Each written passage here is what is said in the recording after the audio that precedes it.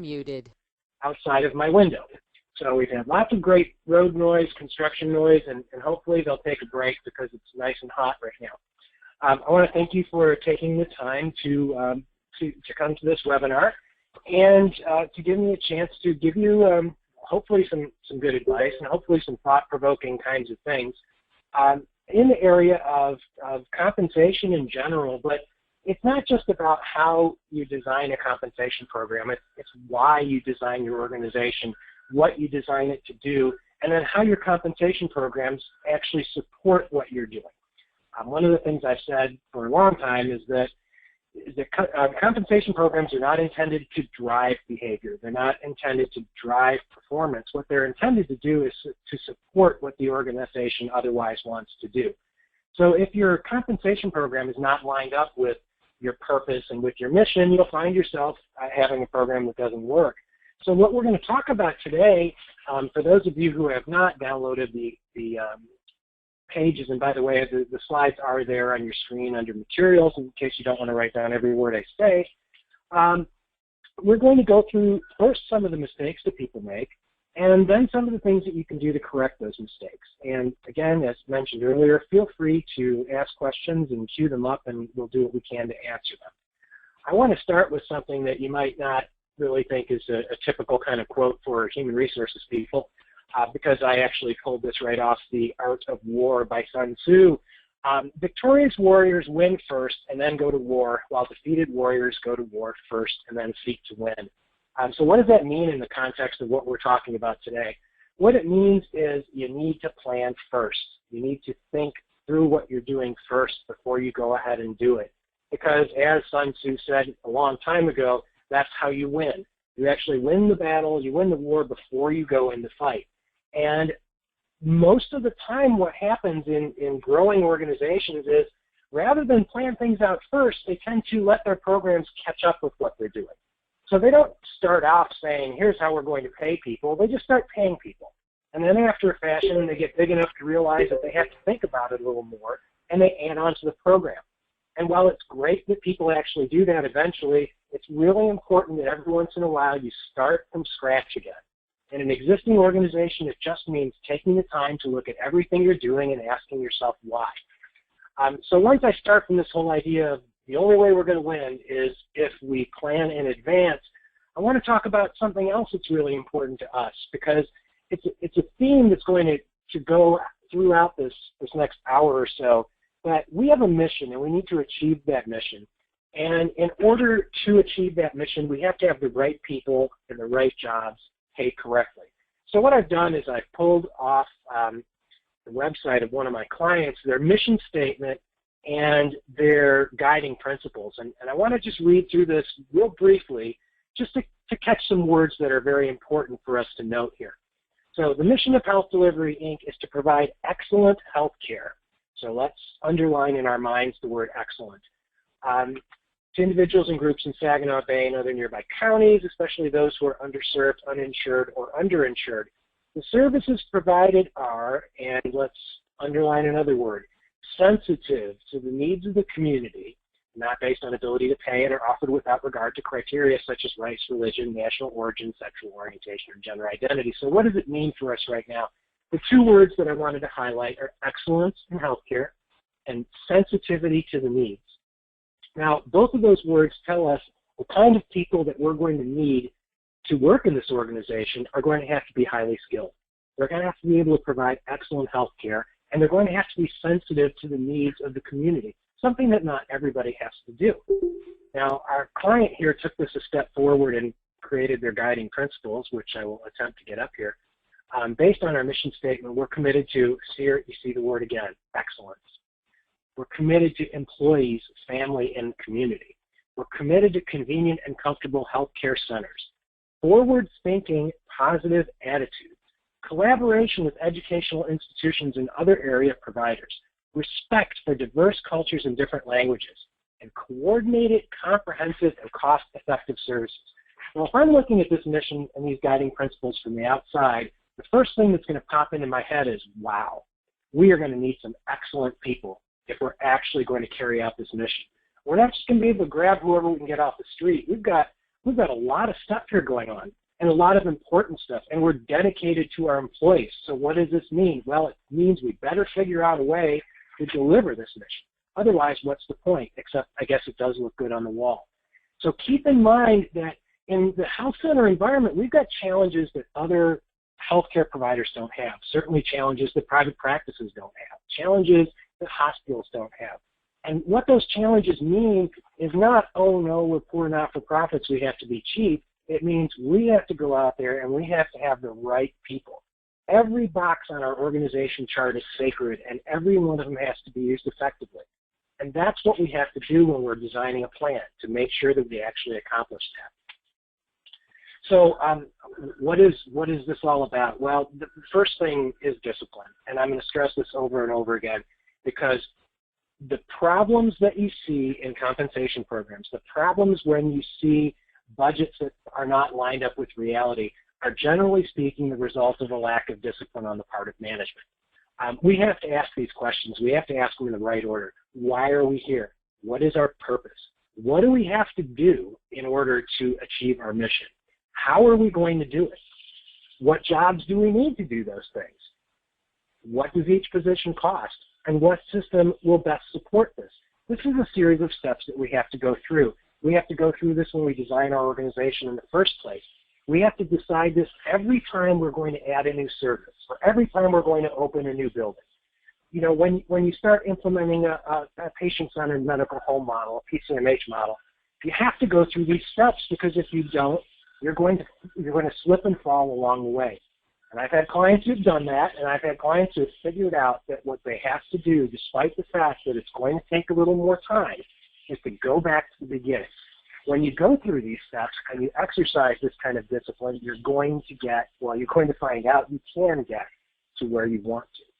So what are some people doing wrong, and where is the discipline not coming out? Losing sight of the discipline is the first thing. Opportunities for a pay mistake, because this is, it's a wage and salary program, so that's what we're going to be talking about the most. There are opportunities to make a mistake at every one of those steps along the way, whether it's poor job design, whether it's poor selection of people, whether it's not training the right people, whether it's not having the right people in the first place, or maybe not even being able to afford the people that we say that we need. Plenty of opportunities for mistakes. Not asking the question, how does this support the mission? I'll give you some examples, and I'm sure a lot of you know about this. Organizations that grab every grant they can, by the way, just because we need some more money. I don't even know if it's a good idea, but there's some money out there, so let's grab it. Or asking the question, how is this job that we're about to create support the mission? Asking questions of pretty much every decision we make to see how they're going to fit and how they're going to fit into the mission. Not starting at the beginning, as I said earlier, with each one of these decisions. Another way we're going wrong is what I call living in the moment. And living in the moment is not just the thing that sounds like a really cool thing to do, but it carries out in the way that people think about how they're going to run their organization. One of the biggest ones, for example, is thinking that next year is just the next step from this year. For example, if your organization budgets for pay increases by just saying, well, how much money did we spend on people this year, and how much can we afford to spend next year?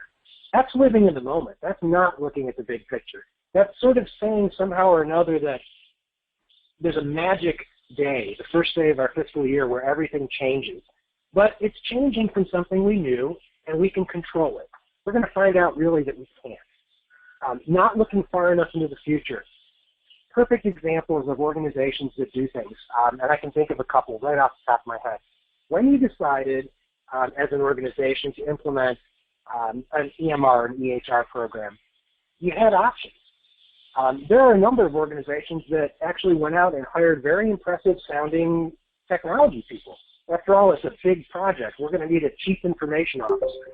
They went through the project and found out down the road there's nothing for this person to do once the program is implemented.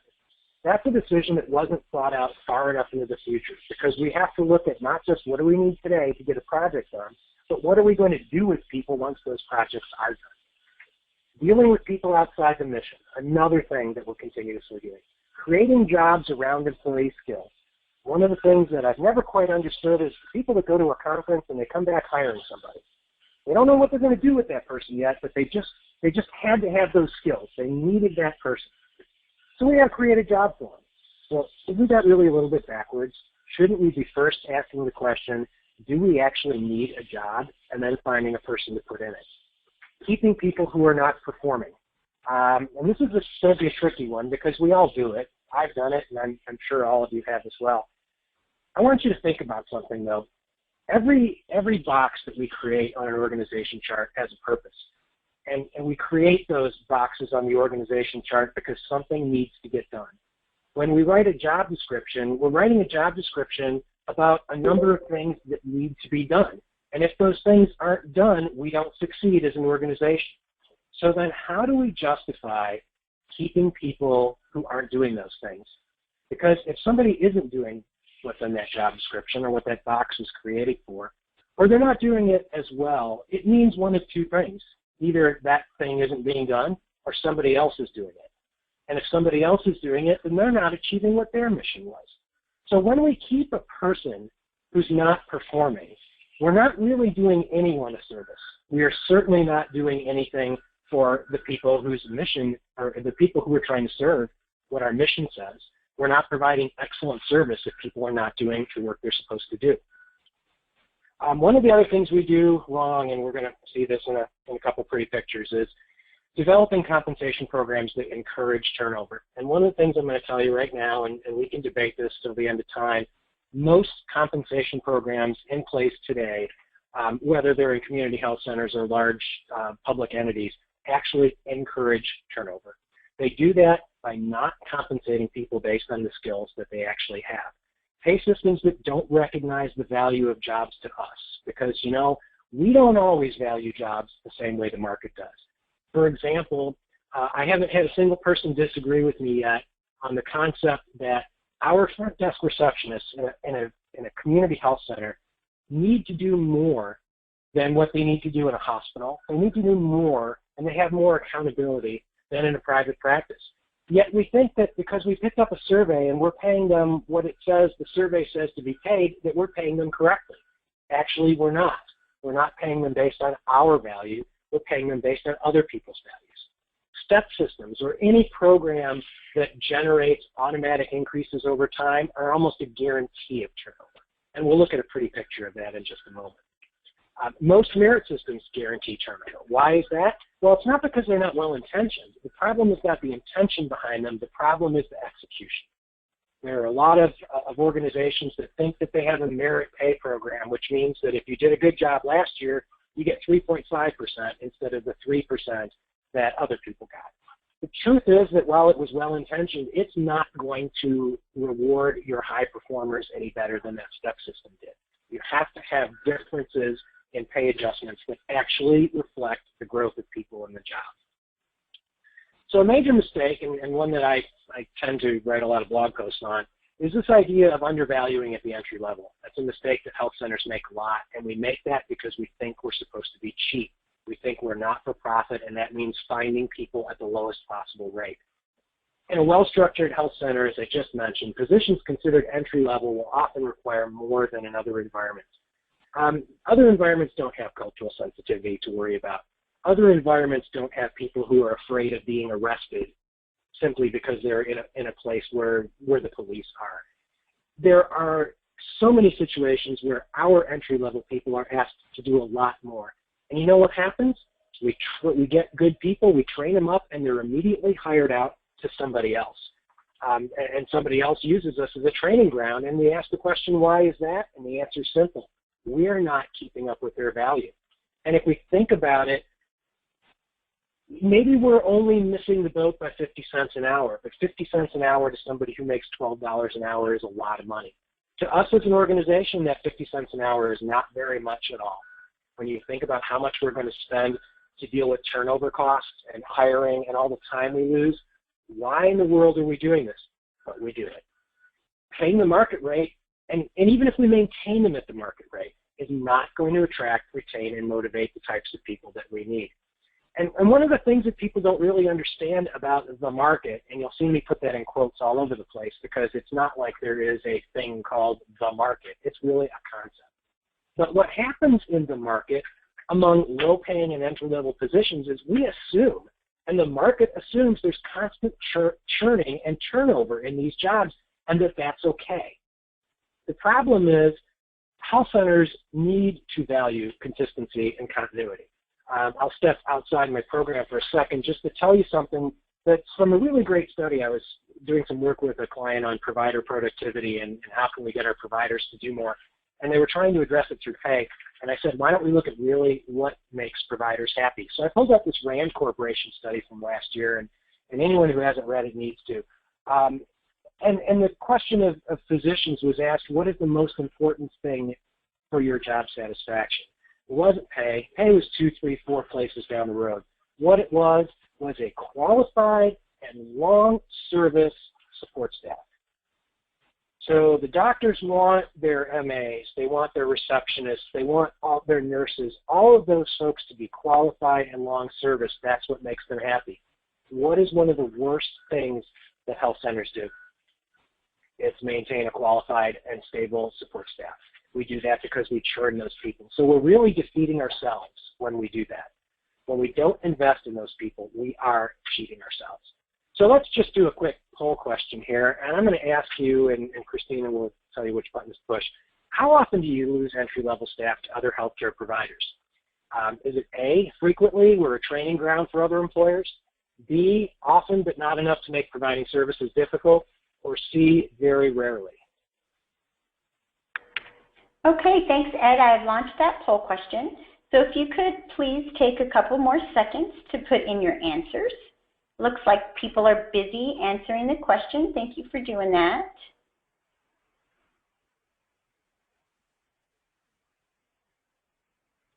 We'll give about 10 more seconds.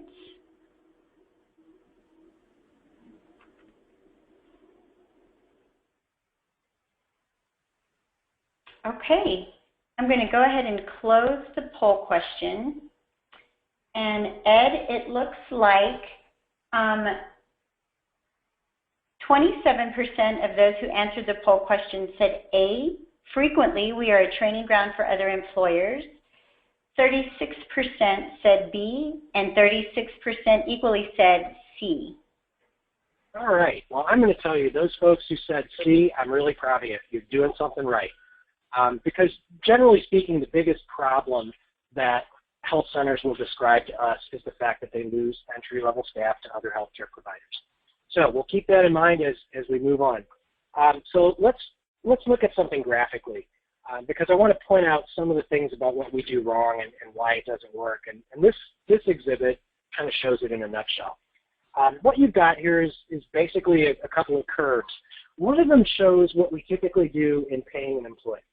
So for the sake of describing this particular slide, I'm assuming for a moment that we have a job whose market rate is about, let's say, $14.50 an hour for somebody who's fully qualified to do the job.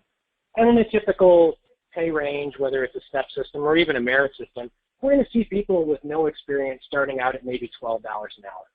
So when we give those people our 3% increase every year for the rest of their career, what we're doing is paying them on that red line. And you can see it's a nice progression over time, going out to about 30 years here. The yellow line, on the other hand, represents their value. And what I mean by their value is what could those people earn in the outside world after that amount of time? Now, we all know that for our entry-level jobs, it doesn't take a lot of time to get to do the job well. If I've got my education as an MA, how long is it going to take before the employer knows that that person knows how to do the job? Is it going to be 2 years? Is it going to be 3 years? It certainly isn't going to be 5. But what we can say is that that person has reached their fully functioning market potential within a couple of years. And that's what that yellow line represents. It represents their value after time. So what's happening is if we are on one of those step systems, or if we're on a system where we're just giving the same 3% increase to everybody or 2% increase to everybody every year, the entire time that that red line is below the yellow line, people have more opportunities to make more money. When the red line is above the yellow line, on the other hand, we are at the point where we're starting to pay more than the value that we can get out of what that individual is doing. And this really illustrates a couple things, and one of the biggest ones is the problem of when we lose people. we tend to lose people for pay in the first few years of employment. Once they stick around for a while, we generally speaking keep them. But at the beginning is when we're likely to lose them because, as I mentioned earlier, 50 cents, $1 an hour is a lot of money. So let's go back to this whole idea of how do we line up everything, which is the whole purpose of this program. We're going to start by correctly designing jobs. We can't possibly figure out what a job is worth to us if we haven't got a job designed. And this is just a 3-step system, really simple. How should we look at each one of our jobs? We start by looking at what the purpose of the function they're in is. So if this is an operations job, what are we trying to achieve? If it's an accounting job, what is the accounting department supposed to achieve? In order to determine what kind of jobs we need, we have to look at what responsibilities are going to be performed. Because once we have those responsibilities down, then we can put things together in jobs that actually make sense. And a job is simply nothing more than a set of duties and responsibilities that a person is to perform. Now, we do have to make them logical. We have to make them consistent because otherwise we end up with unhappy people. One of the things that smaller health centers will often find is when they make the move to hire some sort of higher level professional, manager or an executive in an accounting function. There's a good example of this. I've seen it happen several times. You know, we need the thought process. We need executive level thinking in accounting and finance, but we don't need it a lot. And we find that maybe 10 or 15% of the time, that's what somebody's going to be doing, and the rest of the time, they're going to be processing transactions, writing checks, and following up on bills. That's not a logical job. You're designing a job that someone is going to become bored with.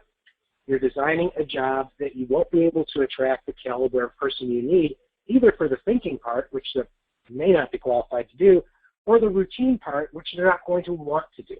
So what we have to do is make sure that the jobs we're using, and I refer to the boxes on the organization chart, but every box in the organization chart has to make sense. It has to be logical and consistent, and we need to know what it's going to do. So if you look at what this might look like as an organization gets bigger, this is just a pretty colored picture of an organization chart. One of the things you see is that an organization chart or an organization that's well structured has lots of places for development. People move from staff roles to supervisory roles to management roles to executive roles.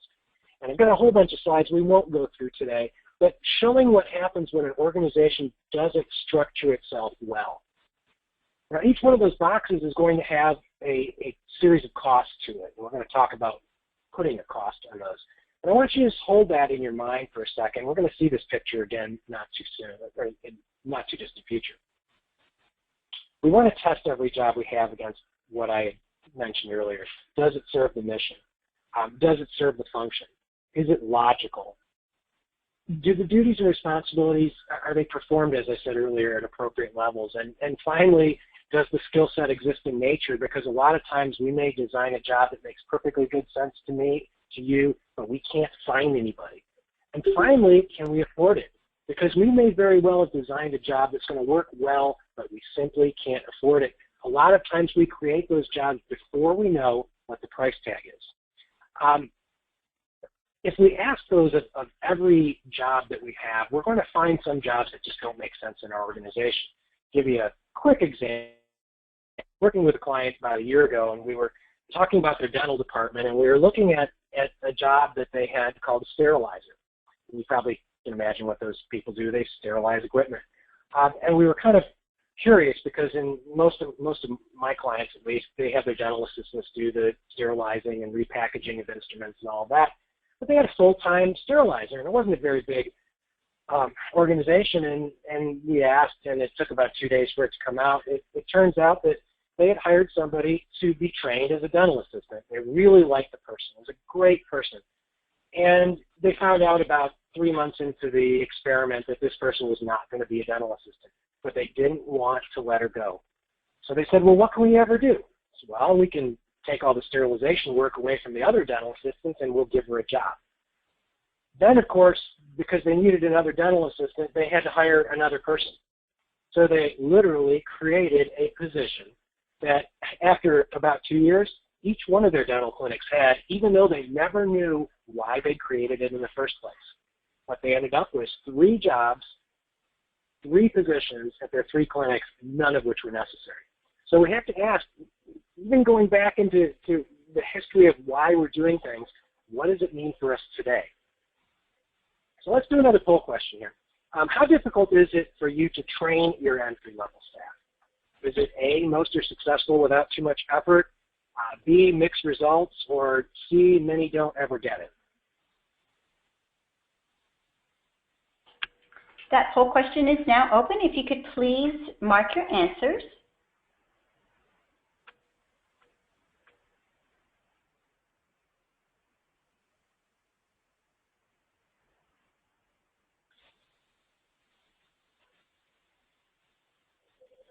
We'll give about 10 more seconds for your responses.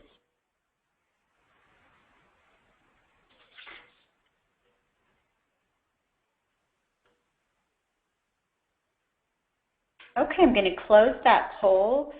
Ed, it looks like 43% chose A, most are successful without too much effort. 50% chose B, mixed results.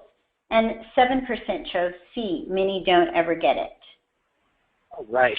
So there's a little bit of consistency here with the 43% who said most are successful. That probably means that a lot of you are the same folks who said you weren't losing people. And that's a good sign because it means you're hiring the right people, you're training them, and then you're not losing them. For the 50% of you that get mixed results, it tells you something. And what it tells you is, or what it at least leads to a thought of, is what's on the next slide here. Not-for-profit is not a state of mind. Not-for-profit is a tax status. And not-for-profit doesn't equal cheap, but too many times organizations feel as if they are obliged to spend as little money as they possibly can on people. So let's go back in our minds to that mission statement we had on the first and second slide. You know, the mission statement talked about excellence. It didn't talk about providing haphazard care because that's all we can afford. As I mentioned earlier, each person in a box on your organization chart has to be performing at the level that the job was designed, which means you have to be hiring people who you can train. And for the 50% of you who said you were having mixed results with training, I hope that it's not just your training program. I have a sneaking suspicion that it's got a lot of what you're able to find and what you're able to find based on the rates that you're paying. So really, at the end of the day, are you surprised when people you hired can't execute or when the organization can't execute? And you remember that really pretty organization chart? I got a little challenge for you. Assuming you can fit it all on one page like I'm going to do, go back to your organization, pull up your organization chart, and give everybody who's performing a letter grade. It doesn't have to be rocket science on it, but give people a letter grade based on how well they are performing, with an A being doing the job the way the job is supposed to be done. I can tell you that there's a lot of organizations out there whose organization charts would look a lot like the one I just put up on the screen. There's no way that this organization can perform at the level required to meet a mission statement such as the one we looked at earlier. Every one of those boxes has to be an A. Now, we should be able to design a compensation program that allows us to afford an organization where everyone in those boxes is an A. So let's talk about how we do that. We do that, first of all, by making sure we understand the real price tag of every box on our organization chart, the price tag of every person. We do that by designing a pay program that has 3 fundamental elements, and we'll talk about each one of those in turn. The first one is some method that allows us to determine what the value of jobs are to us. It's important to do that for a couple of reasons. We have to know not only how our jobs differ from other jobs, but what to do with those jobs where there is no market. And those of you who use a 100% market-based approach to pay may often ask that question.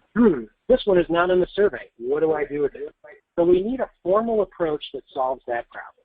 Of course, we also do need to be tied to the labor market to make sure we're actually competitive. So we've got to be able to take our overall what's the value of a job to us and mix it with what's the value of a job in the labor market. But ultimately, if we're going to have a bunch of A performers developing A services, we have to be measuring individual contribution, because we know full well that because we are not in a production environment where we can simply count the number of widgets that are made by somebody, we have to be able to address those people who are doing the job better than others. And those organizations that can effectively do that will find that they are delivering better services. Let's talk about each one in turn. This idea of internal equity, what is it? Well, internal equity is sort of my term for it. Most people will call it job evaluation. It's a process by which the organization measures the contribution each job makes to that organization. They're measuring the health center's value, not the market's. So when you hear somebody say, well, we use market pricing to do job evaluation, that's really a non sequitur. It doesn't make sense, because internal equity is a concept that measures the health center's values, not the labor market's values. And it provides us answers for those key questions I mentioned briefly earlier. How do we recognize differences between our jobs and those in the market? Do we try to just say, hey, let's add 10% to something, or let's subtract 15%, and that'll get us our rate? Or do we actually look at the true value of the job? And how do we decide what to pay for those jobs that have no market? A job evaluation plan of whatever type you use is going to measure some key characteristics of jobs, the things that we can measure in an objective way. For example, we know that every job requires some level of knowledge and skill, and we should be able to measure that. We know that jobs have different levels of management authority. We know a whole bunch of different things about jobs. We can use those techniques to effectively measure how each job stacks up. So I just threw up on the screen here a sample of one page of one of our job evaluation plans, where all we're doing is looking at something like, as in the case of this one, problem solving, and looking at 6 different levels and looking at some definitions and figuring out how the jobs fit. For each factor or each characteristic in the job evaluation plan, we want the characteristic itself to have a high degree of predictability in pay and a high degree of predictability in value. So a simple plan would have half a dozen factors like this, or characteristics that we would measure, that would allow us to get to the point where we can develop scores for each job. In an internal equity process, there are some requirements that you have to go through. For example, you have to have your jobs defined accurately. That's the old garbage in, garbage out idea. You just simply cannot have a program to measure value when you don't know what jobs you're supposed to do. The organization has to review jobs, because jobs are designed by an organization, by the people, by the managers who create it for a purpose. These are not a function for an outsider or an analyst, and not something that just human resources has to be involved in. You have to have buy-in from the entire organization, and you can't let any person or function dominate a process like that. When you have an internal equity process in place, you will find that changes over time will be minimal. You will not have jobs moving up and down from pay grade to pay grade simply because somebody banged on the door loud enough, or because somebody brought in a survey that showed that rates were higher. Changes need to be limited, and only when there are measurable changes to jobs. What you'll end up with in a process like that is a score where you can actually look, even in the case of this particular exhibit, you can visually see that jobs will have similar values to the organization, and they should be paid similarly. Now, what this is also going to do, for those of you who worry about such things, is it's going to take out of the picture the idea of gender pay discrimination, for example. The idea that jobs that are held primarily by men or women will be paid differently, because the market will do that. Much as we hate to say it, the market will discriminate, but the value of the jobs to us cannot be discriminatory. So if we look at jobs based on their value to us, we are not going to have the problems that many out there have when all they're doing is following the market. Now, I don't want to say that we don't have the need for the market, because we certainly do, and we're going to talk about that in a second. But I'd like to ask another poll question here. And in this case, we're going to talk about recruiting, because we talk about the market with recruiting a lot. So what type of employee do you have the hardest time recruiting? Is it managers and supervisors? That would be A. Providers, B. C, administrative professionals, your accountants and your IT folks. Clinical support staffing, like medical assistants or dental assistants, or administrative support staff. That would be option B. And just tell us what it is, and we'll see what you found.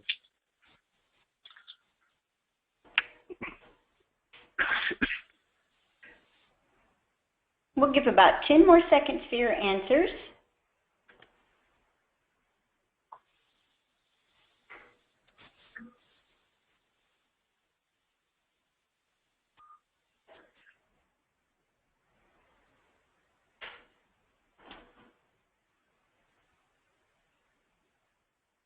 Okay, I'm going to close that poll question. And it looks like 77% of participants who answered the poll question said B, providers. And then it was even about 8% for management supervisors, clinical support staff, and administrative support staff. Right. That was almost a rhetorical question because I think everybody's having a problem with providers now. That's the question that we get asked the most. But the reason that I wanted to put this question here and even to get my rhetorical answer is because I want to talk about what the market is and how we use the market. What people frequently think about what the market is can be all kinds of things. It may be what your recruiter tells you you need to do. We get a lot of that when we're talking about providers, what the recruiter says you need to do. It may be based on what you've done when you've called around some of your colleagues to find out how much they're paying people. Or you might be doing it with a survey. There's a bunch of different ways to figure out what the market is, but what we have to do is make sure that when we're using the market, we know what market value we're looking for.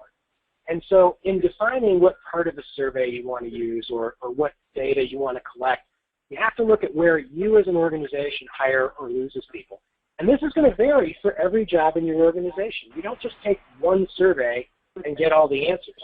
For example, for medical assistants or receptionists, we're going to be hiring people, generally speaking, from our own area. We really don't care what people are paying 8 states away. What we care about is what is the market in our particular area. We may also have to recognize that industry plays a part. So if I'm hiring HR people or accounting people or IT people, if all I do is look at what healthcare pays, I'm ignoring the other 90% or so of the places that people can work. And finally, the size and resources of the organization play a part, and they play a part mostly for senior management. But what you should be doing when you're looking for market data is defining for every single position, how do those 3 variables come into play for you? What geographic location am I looking for? Am I looking for just healthcare or the entire world? And what are the size and the resources of the organization, and do these play a part? You want to make sure that your market data only comes from reputable published surveys. And what I mean by that is you want data from people who are producing data who don't have any stake in the outcome. Any survey or any piece of information provided to you by a recruiter is going to be suspect. Why? That's how they get paid. When you look at the data from recruiters versus the data you'll get from other surveys, inevitably the data is going to be 15% higher, sometimes 20% higher than what the other sources say. Educational institutions, the local college who says, come to our school where you'll make more money where you graduate, and then they provide a survey that shows that, look at it with a little bit of suspicion. Look at sources of data where people don't have a stake in the outcome, and recognize that sometimes the market isn't the problem. I had a client in a very, very, very rural area who was having the same problem that the other 77% of you have with providers. And they kept throwing more and more money at people and more and more money at people coming out of school. And they were paying people coming out of school 50% more than the people that they'd had working for a long time. And they finally stopped throwing money at people when they realized through their exit interviews that the reason all these young folks were leaving was there was nobody to date in the area. It was a social issue. It had nothing to do with how much money they had. All they were doing was postponing that inevitable departure. Because sometimes the market is not the problem. So what do we do with this market data? Well, I told you we have this internal value and we have this external value, and what we do is we want to throw it all in a pot and come up with something that gives us consistency. Those of you who work with surveys a lot know that your market data points sometimes go up, sometimes they drop, all kinds of strange things happen. If you're trying to administer just by the market, you're going to have a problem. You need to take that market data and you have to put it all into a system of some form that's going to give you consistency. This is just fifth grade math here. This is those things you used to plot, two variables, and then you took your ruler out and you drew the line of best fit. This is a process where you can accommodate the differences between the market and how you value a job. These squares that are off the line, they represent places where the market values a job more than you do, or where you value a job more than the market does. The squares, little dots you don't see, are the jobs that don't have market rates. So I may not know what the market rate is for a job that in our internal structure got a score of, say, 500 points, but I can slide right along that 500-point line and then drop down to the bottom and see that it looks like it's about $87,000, $88,000. The market doesn't provide me with the answer, but our internal system does. So we want to base ranges around not the lowest point in the market, not the highest point in the market, but the competitive rate in the market. So when you hear people talk about their pay range midpoints, well, where's the midpoint? The midpoint isn't the average of the top and the bottom. The top and the bottom should be driven off that midpoint. They should be calculated in that direction, not the other way around. And you'll see that sometimes where people will not even really understand that the structure should be built from middle out, not from the top and bottom in. So if I design a series of pay ranges that are going to accommodate my purpose of lining up wages and salaries, they're going to look something like this. They're going to have some characteristics. Obviously, they're going to have a low and a high. We're going to divide those ranges into pieces that reflect performance so that we can test whether we are paying people what they are worth. And we're going to set that midpoint or that target at the place in our range where we want people who are doing the job the way the job is done, and we're paying them correctly. So a range structure, and you can test your own to see, should look something like this. Ranges at the bottom of the structure should be narrower. The reason they're narrower is there's a couple reasons. Number one, there's not really a lot of difference in performance that's possible for jobs that require minimal skills. And there's also not a lot of variation in the labor market. As we will joke around our neck of the woods here, there are only so many different ways you can shovel the snow, and only a couple of them are right.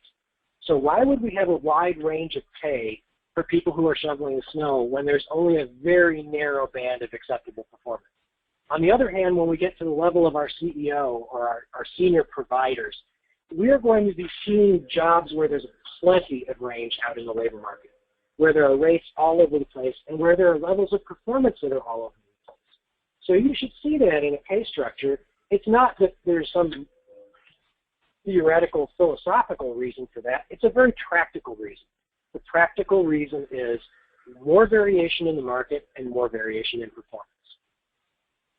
So I'm not going to quite clue you in on this yet, but you may have remembered that there were 5 parts in each one of those pay ranges. And what we want to do is we want to tie those parts of the pay ranges to levels of performance.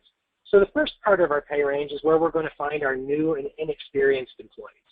The second part is we start approaching the middle, or that successful part, our growing or developing people, maybe our B students, the way we want to say it if we're going to stick to our letter grade theory. At the middle, at the midpoint of that structure, at the target where the fully functioning people are, you'll notice I gave them an A grade because that's our A grade.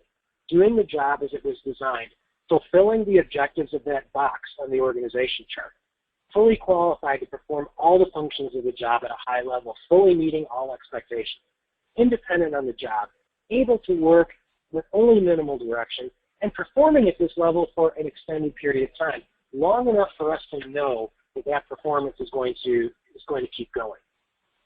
If somebody's doing all of that, then they should be paid what they're worth. They should be paid what the market value is for that job.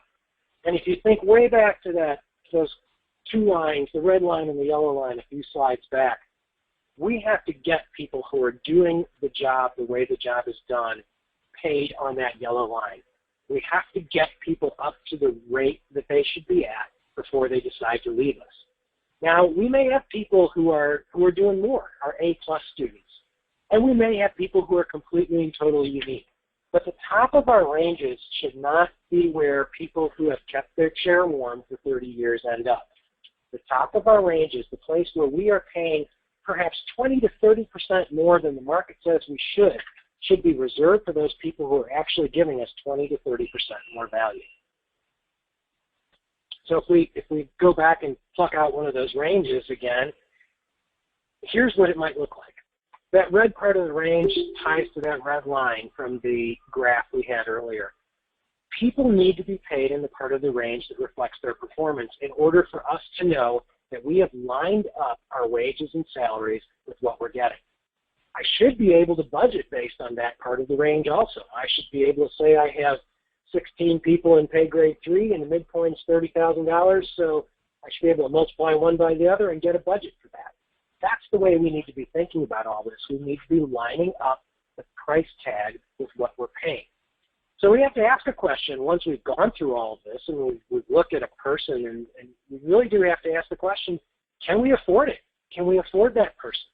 Because the mission determined the nature of that job. It said we need to have excellent performance in whatever this function is, and it needs to be performed at this level.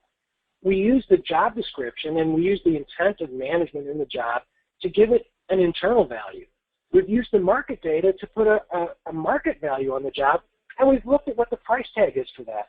Now, if we've gone through that process and we find out that the price tag for our new director of quality is about $92,000, if our budget only allows us to pay $65,000, we can't afford that job.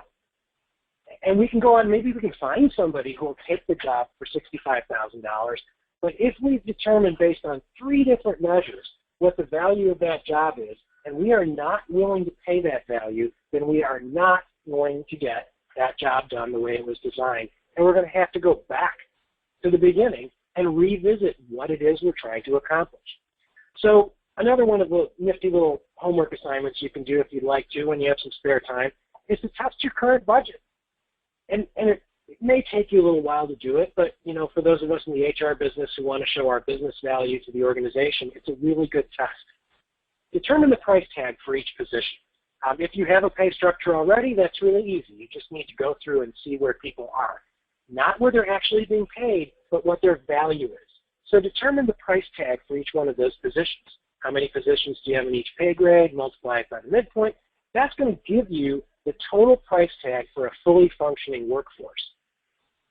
If you compare that to what your budget for pay actually is, that's going to give you an idea of how close your budget will be to something that can actually support an organization that's performing the way you designed it. If your budget is not going to support it, you have to revisit things, or you have to simply recognize that you're not going to achieve everything of what you did. And it's really a crucial test, and when we do our work with clients, that's what we do at the end, is test it. I'm going to show you some findings of one of those in just a moment. So you can test your current budget and make a case for why you have to look at jobs differently, or maybe why you're not getting the performance out of some jobs that you should be. If you can't afford it, well, I think you do have to go back to square one. In some cases, it might mean changing your mission. You know, health delivery at the beginning said, we're going to be excellent. Well, if you find out that you can't afford to pay for excellence, it's going to be a horrible question to ask, but are you really going to meet that mission? And maybe you have to revisit what your mission is. There may be things you simply cannot afford to do. You may need to do things in a different way. I hate to say, well, we can't make the mission. Maybe we just need to look at it a different way. And that's the kind of thing that, you know, theoretically people are doing in their strategic planning sessions and all the other developmental processes we go through. But we have to do it not just in the context of where do we want to be when we grow up, but how can we afford to do what we say we're going to do? We need to reassess our income stream. Maybe a lot of people, maybe your organization does this. You figure out how much revenue you're going to have first, and then you decide how you're going to divide it up. You may have to look at it the other way. You may have to say, our mission costs us this amount of money. Now, how are we going to get the money to pay for that? We also have to look at other expenses. You know, again, we look at this, what did we pay for something last year, and then we're going to increase it 2%. Maybe that's not something we do across the board. Maybe we need to look at decreasing expenses in other areas to pay for the, 65 to 75% of our budget that's related to pay? we want to be even more specific on our test, we can not just test what a fully functioning workforce would look like, but we could test our current workforce. So no matter what your ranges are, if you have them, or how you do things, you can kind of fake what I've described by kind of overlapping that, or overlaying those performance pieces on top of your current ranges. Look at the price tag of every person. If you've got a person who is really new on the job, is an entry-level kind of person, you shouldn't be putting their price tag at our range midpoint. You should be probably putting it somewhere near the minimum. If you look at what part of the range is appropriate for each employee and test that part of the range against those people, add them all up, you have a new calculation that accounts for performance. Now, by comparing each employee to the target, what you're actually seeing is how much you should be paying for the people you have. So that organization chart that I showed you earlier, where we've got letter grades that are all over the place, but not a lot of them were A's, that organization chart should not cost the same thing as an organization chart that has all A's.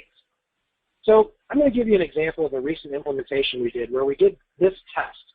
Got to the end of the project, we had the organization checked into everybody and said, this is what their performance is. And we added it all up, and this organization currently had a total cost at payroll of roughly $20.5 million, $20,524,900. At the range midpoint, that is, if we assumed that every single person was doing the job the way they were supposed to, it was going to cost them $21.5 million. So, we're $1 million off here. Is that bad? Well, it sort of depends on what performance is, isn't it? We looked at the range of costs at the current performance level, and we said, as long as they are paying somewhere between $20.5 million and $22.1 million, they've got enough money. And so since their total cost is just below that, it would be fair to say that this organization possesses the ability to pay everybody pretty close to what their performance is. A lot of times we're told, we can't afford to pay people competitively and based on their performance. And this organization told us that. So the first thing we found out was that, well, no, in fact, you're pretty darn close. But we usually have a problem. And that problem is that even though our total might be right, our money isn't distributed the right way. So in the case of this organization, they actually had 90 employees. 90 of 360 employees were actually paid below the minimum of their pay range. It was about $357,000 right there. They had 183, half of the people paid less than what they should be paid based on their performance, for about $1.4 million. On the other side of the coin, of course, there are those people who are being paid above what their performance should have been. 125 people, $817,000. So you really do get to that point where you can say, you know what, you can afford it, but not the way you're doing things right now. And that's the importance of getting this data, getting this information for your own organization, because you need to know how far off you are. And if you've been around for a long time, it wouldn't be surprising to have something like this happen, where you find out that even though you're paying the right amount in total, the way it's distributed is not correct. So let's do another last poll question here before we kind of close things up. What type of employee do you have the hardest time retaining? And contrast with recruiting, let's talk about retaining. Same group, management and supervisors are A, providers are B, administrative professionals are C, clinical support staff D, administrative support staff E. So same groups, but this time we're talking retention rather than recruiting.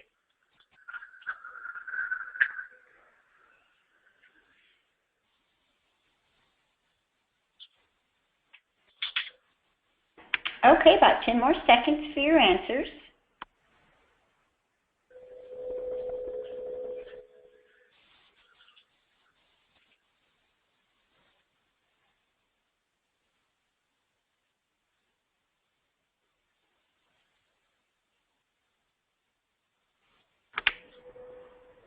Okay, I've closed that poll, and Ed, it looks like 60% have chosen B, providers, and 20% D, the clinical support staff. and evenly at 10% C, administrative professionals, and E, administrative support staff. So once again, it's the key jobs, the providers, you know, and when you think about the problems you have retaining them, think about why they leave. And a lot of times you'll hear the answer, well, you know, we're not paying them enough. That's when I want to suggest that you look at the data sources like that RAND survey, because the pay is certainly a reason to the extent that there's a lot of competition for people. The pay isn't the only reason. And especially for our longer service people who know why we're here, what we're here to do, we don't want to lose them not because we can't afford to pay them enough, but because we don't know what the number is. Okay, so what would pay administration look like over time? I told you earlier that a step system or just giving 3% a year or 2% a year is not going to do it. What's it going to look like in a system where you're paying people what you need to pay? Well, what I did here is simply give you 5 years worth of that pay range that I had shown you a few slides ago, just to show you what happens over time. You know, the market moves. Sometimes it moves fast, sometimes it moves slow, and theoretically here in 2016 and 2017 it didn't move at all. But what's going to happen is when we hire people who are brand new on the job, when we hire people who don't have a lot of skills, we have to move in two directions. We're shooting for a moving target. We have to anticipate a market that's increasing over time, and we have to move people through the range from wherever they started to our successful place. Their pay opportunities are going to look like that blue line.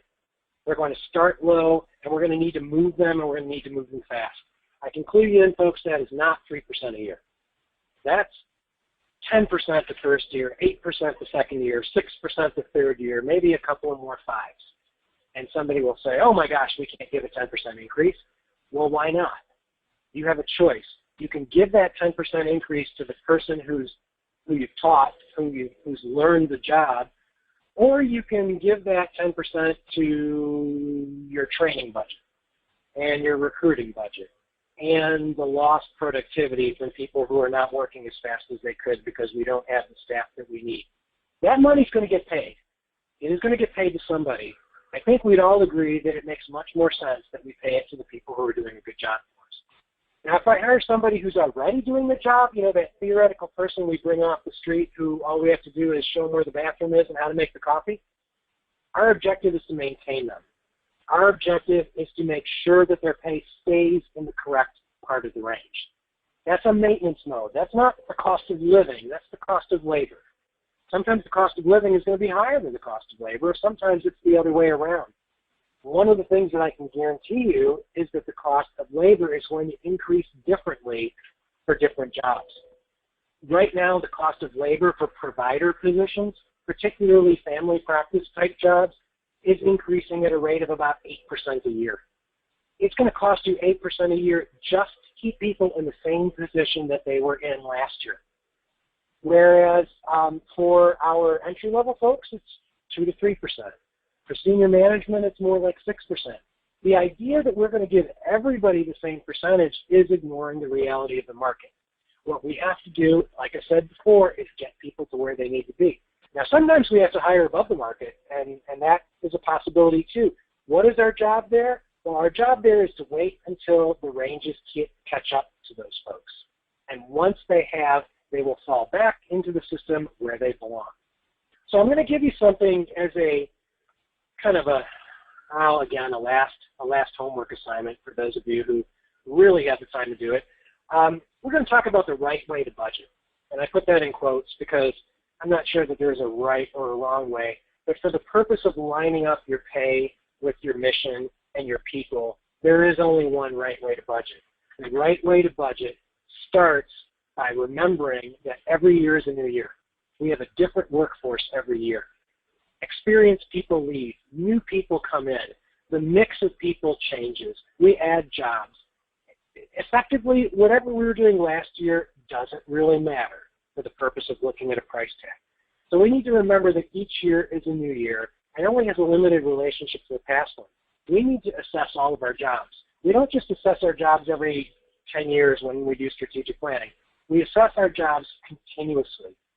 Look at the value of every single one of those jobs and make sure it still has value to us. We need to assess all the people. And that isn't just the let's look at the what you did for me last year performance review where we're having a hard time figuring out the difference between a 3 and a 4 and a 5 and all the supervisors do it differently. We have to assess all of the people not against abstract standards but against their job description because that's what we hired them to do. That's what their box on the organization chart means. That's the only thing that really matters in the long run when it comes to performance. We have to determine what the price tag is for each one of those people, and we have to add up the total because that is going to tell us what the budget should be for next year. It's not last year plus I think we can afford 2% because, you know, a few slides back we saw that the total is only marginally relevant. It's how it's distributed that counts. So last year really doesn't matter. Budgeting last year plus does not account for the actual prices. But just as importantly, the percentages, and people get hung up on this. They will say, we can't give a percentage increase this high. The percentage increase doesn't matter. It's the price tag. That's what we care about. We care about how much it costs because we're either going to pay it to this employee or we're going to pay it to another employee who's not going to have the value, the institutional learnings that our current people have, or we're just not going to get value out of that dollar. So when we think about how much somebody should be paid, it shouldn't be what were they paid last year plus something. It should be what are they worth now, because somebody is going to pay them that, or you're going to have a person who's really not happy. So the summary of this whole thing and how we line all this up is Ed talking for an hour and 3 minutes, but it's going through a lot of concepts, each one of which takes some time. But to start out, we've got to remember that discipline is the key. Discipline is the key to determining whether each job, each position is necessary. We have to be continuously challenging them. Is there a reason for that sterilizer? Is there a reason why we have 6 accounting clerks and a controller, but no professional accountants in between? What's the reason for all this? And are those jobs, are those positions necessary? A properly structured compensation program, whether you do it the way I just outlined it or you do it another way, it needs to be able to tell you the price tag for each position. You need to be able to answer every employee when they ask the question, why am I paid what I'm paid? You should have an answer that has nothing to do with this is what we could afford or this is what you did last year. It needs to be the price tag that you determined is appropriate for that position. And if you're not paying that, we need to figure out how we can do it. Budgeting then becomes a function of assessing the total cost and finding a way to meet it, not figuring out how much money we have and figuring out how to describe it or how to divide it. So failing to maintain all this discipline is going to lead to, unfortunately, failing to achieve the mission. We have a lot of organizations out there who may even think they're doing a good job, but if they ever went back and actually looked at that mission, they may find that they're not achieving their mission. An organization chart filled with C minuses and B minuses is not going to fulfill a mission that's based on A, performance. Insufficient staffing and services, again, it comes from sometimes being too cheap, sometimes paying too much to the wrong people, sometimes rewarding people as if they were doing the job when they're actually not. It's ineffective staffing and services. And finally, and certainly not last and least, turnover and employee dissatisfaction. We know what our providers want. They want a support staff that is going to be around for a long time and that is going to provide them what they need to see our patients. That's no different from what our CFO wants out of their accounting staff or what our IT people want out of their data entry people. We have to have the right people in the right roles.